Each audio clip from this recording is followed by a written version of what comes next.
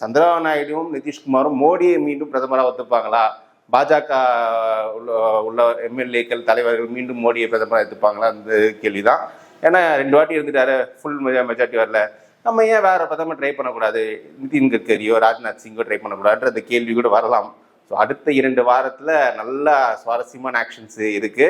So நிச்சயமா இப்போ வந்துட்டு இருக்க இந்த முடிவுகள் இந்திய நாட்டின் ஜனநாயகத்துக்கும் பன்முகத்தன்மைக்கும் ஒரு நல்ல முடிவுகள். இது ஒரு டிக்டேட்டர்ஷிப்பை நோக்கி போயிட்டு இருந்த நம்ம நாடு மீண்டும் ஒரு டெமோக்ரஸியா பவர்ஃபுல்லா நின்றுட்டு இருக்காங்க. மக்கள் ஜெயிச்சிருக்காங்க. இன்னைக்கு பிஜேபிக்கு எங்க பெரிய அடி விழுந்திருக்குன்னா, அவங்களுக்கு 2 முறை அதிகாரத்தை அள்ளி கொடுத்த உத்தரப்பிரதேசத்துல பலமான அடி விழுந்திருக்கு.